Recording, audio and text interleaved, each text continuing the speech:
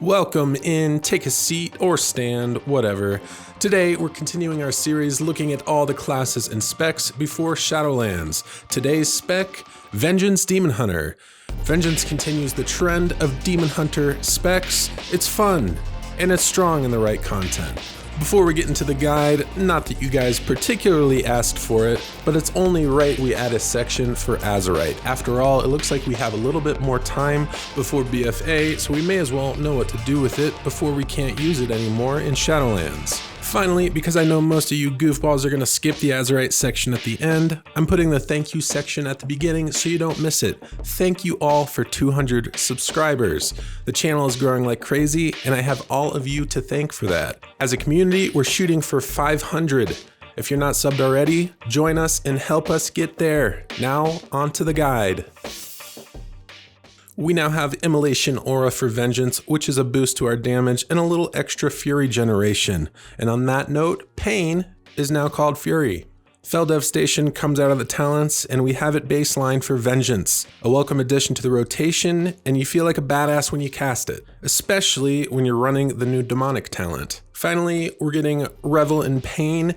An Azerite trait is being baked into the spec, and you'll unlock it at level 58, so you have to wait till Shadowlands for this one. Demonic Wards got changed slightly. You no longer receive stamina and armor from this ability. Instead, that portion of the ability has been moved to the passive Thick Skin. Demonic Wards will also now be broken up into ranks, which will be covered in a separate section of the video. Soul Cleave will now only strike 5 enemies in front of you instead of all. A large portion of our abilities have been broken up into ranks with the level squish, giving us more to unlock as we level. There are a lot of these, so instead of talking about each one, I'll list and show the abilities that now have ranks, and you can pause the video if you want to look at a particular ability.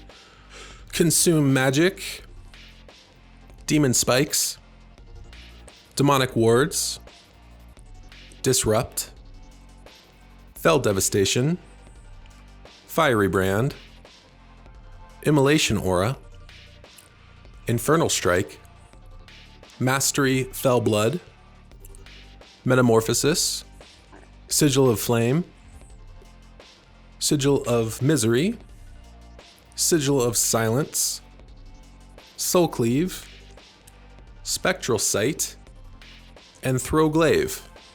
Talents have seen a number of new abilities as well as changes. On row 15, Abyssal Strike has gotten a slight rework, no longer granting Rage but instead adopting what used to be Flame Crash on row 30. Infernal Strike creates a Sigil of Flame when you land, and its cooldown is reduced by 8 seconds.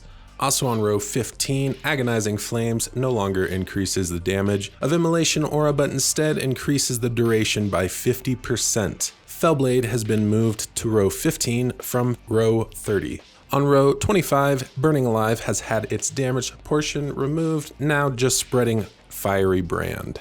Row 30, Infernal Armor replaces Flame Crash, Immolation Aura increases your armor by 20%, and causes melee attackers to suffer fire damage. Charred Flesh has been reworked to no longer cause Fiery Brand to grant your abilities increased fire damage. Now, Immolation Aura damage increases the duration of your Fiery Brand by half a second. Finally, Spirit Bomb is here in place of Fellblade. There are no changes on row 35. On row 40, no changes. Row 45, Void Reaver has moved here from row 50. Demonic is a new talent. Fell Devastation causes you to enter demon form for 6 seconds after it finishes dealing damage. Your Soul Barrier moves here from row 50. And on row 50, Ruinous Bulwark is a new talent that causes Fell Devastation to heal for an additional 15%, and 50% of its overhealing is converted into an Absorb Shield for 10 seconds. And finally, Bulk Extraction is new. Demolish the spirit of all those around you, dealing fire damage to nearby enemies and extracting up to 5 lesser soul fragments. Draw them to you for immediate consumption. Now looking at our talent choice for Vengeance, talent's choice boils down to damage output or survivability as usual. Some of those choices are at your discretion depending on the situation. For pure damage output, this is a solid build. You could use this in situations where you have no real consequence for dying and just need more damage. Keep in mind that row 40 is up to the player. Concentrated sigils will translate to a bit of damage, but Sigil of Change is the go-to utility for mob control. On row 50, Last Resort can be taken if there is a chance of you dying. For pure survivability, this tree is going to come out on top, very similar to our last setup with some key differences. On row 35, we take Feed the Demon, which translates to better pure survivability. However, if you like the rotation of Fracture better, the difference is negligible. We'll be using the Fracture setup in the rotation section of the video, so keep that in mind. Again, on row 40, take what suits your needs, and on row 50, take Last Resort so you don't waste a battle res. On to the rotation. One of the biggest advantages of Demon Hunter is that the single target and AoE rotation is nearly identical, given of course that you're using the recommended talent setup. Rotation is fairly straightforward for Vengeance, but similarly to every tank, your defensive options are more situational than purely rotational. So I'll explain your defensives outside of the rotation so you can fit them in when needed. Infernal Strike, so you don't overcap charges, only sit on 2 charges if you know you'll need both of them shortly for a mechanic. Fiery Brand, use this anytime it's available unless you need the damage mitigation within the next minute. Spirit Bomb, if you have 4 or more souls up, I recommend weak auras for everything, but at the very least, use one to track your souls. Fell Devastation, use this when you have at least 50 Fury. Pool some Fury to use this right away if it's coming off CD in the next few seconds. Fracture, never cap resources. Immolation Aura, again, never cap resources.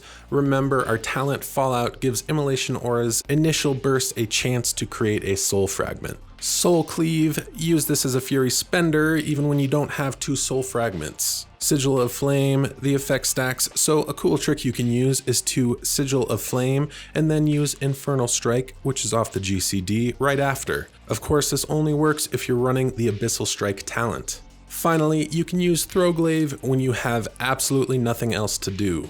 On to defensive abilities. Your active mitigation ability is Demon Spikes. It has 2 charges, but the effect does not stack. It only increases the duration.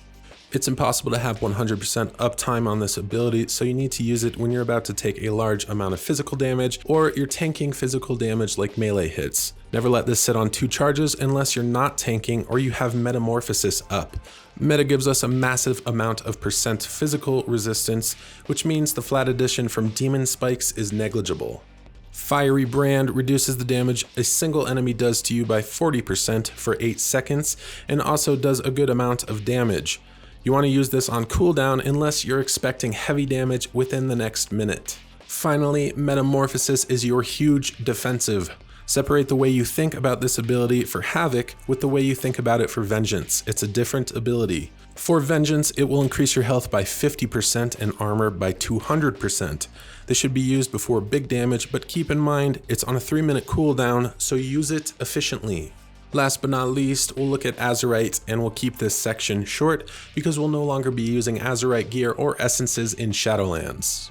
For Azerite traits, look for 2 Revel in Pain, 1 Hour of Reaping, and 3 Heart of Darkness. Slight variation to this is okay too.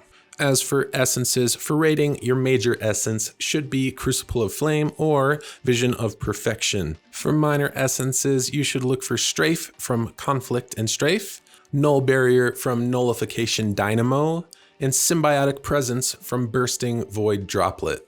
For Mythic Plus, major essence pick will either be Vision of Perfection or World Vein Resonance.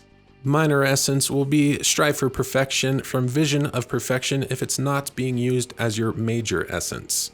Ancient Flame from Crucible of Flame, Strife from Conflict and Strife, Sphere of Suppression from Sphere of Suppression, or Stand Your Ground from Aegis of the Deep.